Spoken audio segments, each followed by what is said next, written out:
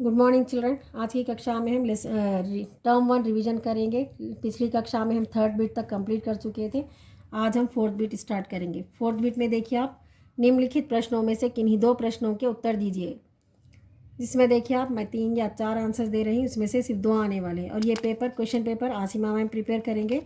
ये revision PDF अच्छे से पढ़िए और अच्छे प्रैक्टिस कीजिए। वीडियोज़ भी अच्छा देखिए आप लोग। चलिए, ये क्वेश्चन क्या है। पक्षियों को पिंजरे में बंद करने से केवल उनकी आज़ादी का हनन ही नहीं होता, अपितु पर्यावरण भी प्रभावित होता है। अपने विचार लिखिए। ये भी फर्स्ट लेसन से रिलेटेड है। हम पंछी उन्मुक्त गगन के उसी का है। पर्यावरण यानी वातावरण, एटमॉस्फेयर भी प्रभावित होता है यानी इफ़ेक्ट होता है। इनको बंद करने से उनकी आज़ादी में खलल नहीं होता, बल्कि हमारा पर्यावरण भी प्रभावित होता है। आपके क्या विचार है, देखिए आप। यदि अपने घर में किसी स्थान पर किसी पक्षी ने अपना आवास बनाया है और किसी कारणवश हमें अपना घर बदलना पड़ रहा है, तो मैं उस पक्षी के लिए आने जाने की व्यवस्था करूँगा। घर में है तो खिड़की रखूँगा।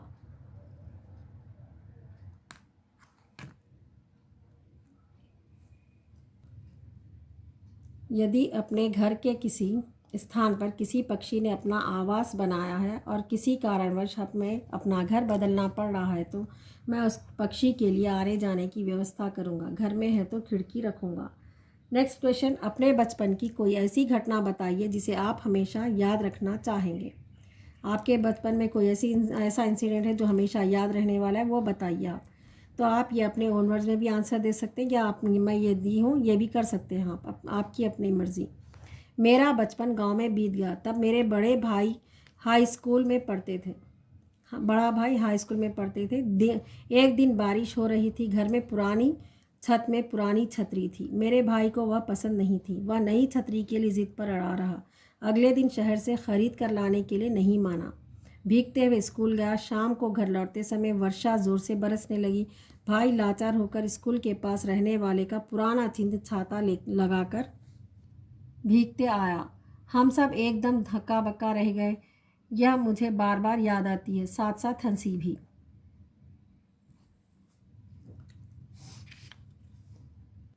हाँ तो बच्चों, ये क्वेश्चन अपने बचपन की कोई ऐसी घटना बताए जिसे आप हमेशा याद रखना चाहेंगे। ये आपकी अपनी इंसिडेंट जो भी आपकी लाइफ में हुआ, वो अपने ओन वर्ड्स में इसका आंसर दे सकते हैं। ये एज इट इज़ ऐसा देने की ज़रूरत नहीं, सिर्फ आपको एग्जाम्पल के तौर पे मैं दी हूँ, तो आप अपने से ये आंसर दीजिए। Next question. दादा की मृत्यु के बाद लेखक के घर की आर्थिक स्थिति खराब क्यों हो गई थी। दादा के श्राद्ध में दादी माँ के मना करने पर भी लेखक के पिताजी ने अतुल संपत्ति उधार लेकर खर्च की। इसलिए दादाजी की मृत्यु के बाद लेखक के घर की आर्थिक स्थिति खराब हो गई थी। आर्थिक स्थिति यानी फाइनेंशियल कंडीशन बहुत ख़राब हो गया था। उसका रीज़न क्या था, उसका कारण लेखक के पिताजी ने अतुल संपत्ति यानी बहुत ज़्यादा पैसा उधार लेकर खर्च की थी। क्यों की थी? क्योंकि दादा के श्राद्ध के लिए। तो इसलिए घर की आर्थिक स्थिति खराब हो गई थी।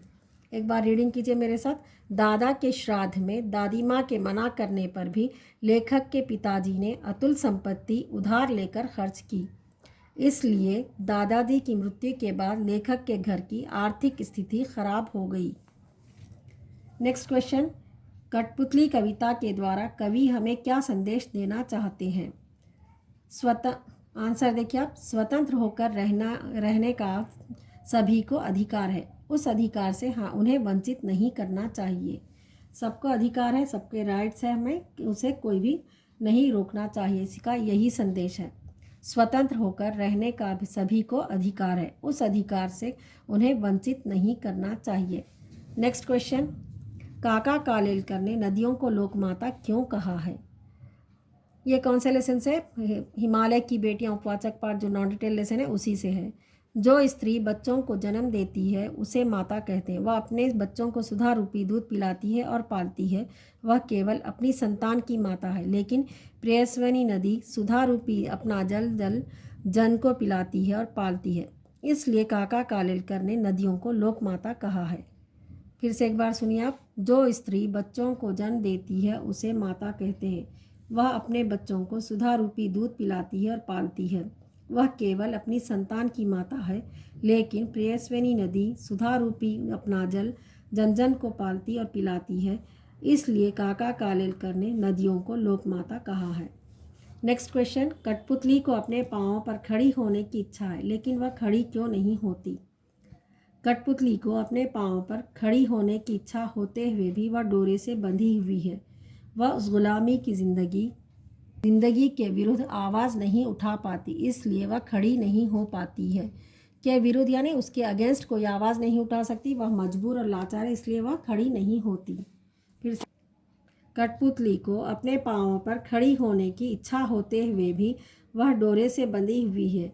वह उस गुलामी की जिंदगी के विरुद्ध आवाज़ नहीं उठा पाती, इसलिए वह खड़ी नहीं हो पाती है। नेक्स्ट 5th बिट देखिए आप, निम्नलिखित प्रश्नों में से किसी एक प्रश्न का उत्तर दीजिए। ये जनरल बिट्स है। यहाँ पर क्या है, पत्र लेखन यानी लेटर राइटिंग है। प्रधानाचार्य को छात्रवृत्ति के लिए पत्र लिखिए यानी स्कॉलरशिप के लिए लेटर लिखना है आपको। ये दिनांक मीन्स डेट है, स्थान मीन्स प्लेस है। यहाँ पे देखिए सब्जेक्ट क्या है, स्कॉलरशिप के लिए लेटर, पत्र लेखन। सेवा में प्रधानाचार्य जी, SFS मासाब टैंक हैदराबाद। मान्यवर, सविनय निवेदन है कि मैं कक्षा 7वीं का छात्र हूँ। मेरे पूज्य पिताजी काफ़ी दिनों से अस्वस्थ चल रहे हैं। पेंशन की अल्प राशि में दवा उपचार ही मुश्किल से चल रहा है। घर में आर्थिक स्थिति खराब होने के कारण परिवार के 5 प्राणियों में इसके सिवा आय का कोई साधन नहीं है। कृपया मेरे परिवार की आर्थिक स्थिति को ध्यान में रखते हुए मुझे छात्रवृत्ति प्रदान कर कृतार्थ करें। क्या है इसका मतलब, 7वीं कक्षा का छात्र यानी 7th क्लास का स्टूडेंट हूँ। मैं अपने पूज्य पिताजी काफ़ी दिनों से अस्वस्थ यानी अनहेल्दी हैं। पेंशन की अल्प राशि यानी जो आधी इनकम है उसमें उपचार ही मुश्किल से चल रहा है यानी ट्रीटमेंट चल रहा है पिताजी का। घर में फाइनेंशियल कंडीशन ख़राब होने के कारण परिवार के 5 प्राणी यानी 5 मेंबर्स जो है इसके सिवा आय का कोई यानी इनकम का कोई और सोर्स ऑफ इनकम कुछ भी नहीं है उनके पास। इसलिए कृपा करके मेरे परिवार की आर्थिक स्थिति को ध्यान में रखते हुए मुझे छात्रवृत्ति प्रदान करें। मैं सदा आपका आभारी रहूँगा, धन्यवाद। यहाँ पर आपका आज्ञाकारी छात्र, ओबीडियंटली कह सकते हैं आप, योर्स ओबीडियंटली स्टूडेंट या योर्स फेथफुल्ली छात्र, यहाँ लिखकर आपका नाम या आपकी सिग्नेचर यहाँ पे करना है आपको। ये फिर से देखिए आप, दिनांक, स्थान, ये सारा पंक्चुएशन मार्क्स मस्ट है, फुल स्टॉप, कामा, स्पेस देना, ये सारी चीज़ें करेक्ट रहे तो ये आपका बोलते सो मार्क्स मिलेंगे। अगर टॉपिक कुछ भी रहो, कुछ भी मैटर रहने दो, उसको देखेंगे नहीं। लेटर में इंपॉर्टेंट क्या है, पंक्चुएशन मार्क्स इंपॉर्टेंट है। तो ये लेटर अच्छे से देखिए आप। सेवा में प्रधानाचार्य, SFS मासाब टैंक, मान्यवर, सविनय निवेदन है कि मैं कक्षा 7वीं का छात्र हूँ। मेरे पूज्य पिताजी काफ़ी दिनों से अस्वस्थ चल रहे हैं। पेंशन की अल्प राशि में दवा उपचार ही मुश्किल से चल रहा है। घर में आर्थिक स्थिति खराब होने के कारण परिवार के 5 प्राणियों में इसके सिवा आय का कोई साधन नहीं है।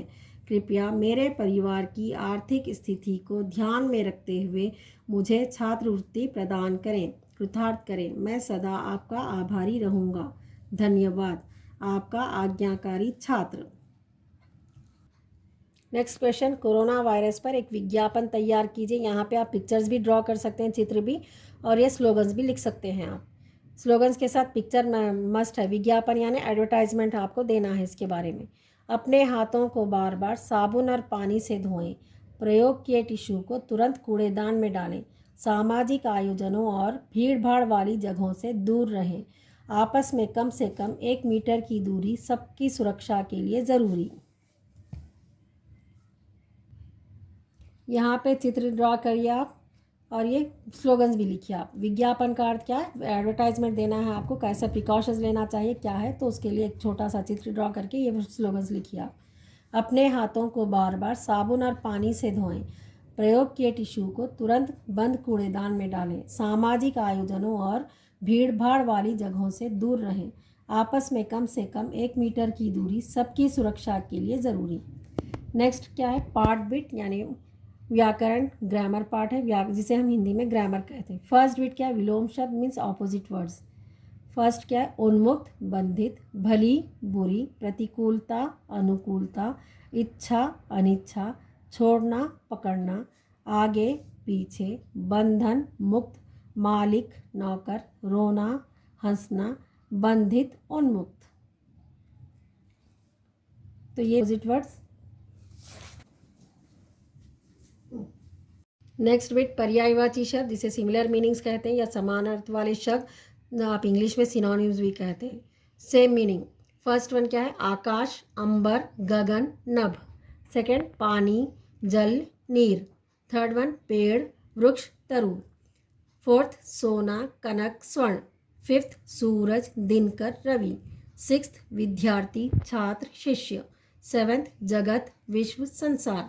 एट्थ आँख, नयन, लोचन। नाइन्थ प्रातःकाल, सुबह सवेरे। 10th भगवान, ईश्वर, प्रभु। नेक्स्ट बिट प्रत्यय पहचानिए और उपसर्ग पहचानिए।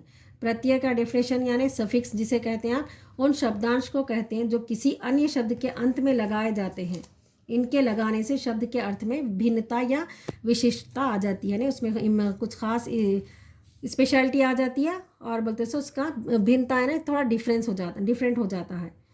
शब्दांश को कहते हैं, शब्दांश यानी शब्दों में जो अन्य शब्द के अंत में लगाए जाते हैं। यहाँ पे जिस तरह अंत में लगाए गए इत लगाने से इसमें भिन्नता आ गई, उसमें डिफरेंस भी आ गया, उसमें विशेषता भी आ गई, उसे प्रत्यय कहते हैं। उन शब्दांश को कहते हैं जो किसी अन्य शब्द के अंत में लगाए जाते हैं। इनके लगाने से शब्द के अर्थ में भिन्नता या वैशिष्ट आ जाता है। उदाहरण स्वरूप वान, जैसे विद्या, विद्वान। विद्या क्या है? एजुकेशन है हमारा, नॉलेज। ये विद्वान यानी क्या होगा? एक स्कॉलर होगा। बल यानी ताकत है, बलवान, ताकतवर, बल वाला। तो इस तरह इसमें भिन्नता भी आ जाती है, विशेषता भी आ जाती, स्पेशलिटी भी आ जाती। तो प्रत्यय ये है। शिक्षित, शिक्षा, शिक्षित, शिक्षित है, एजुकेटेड है।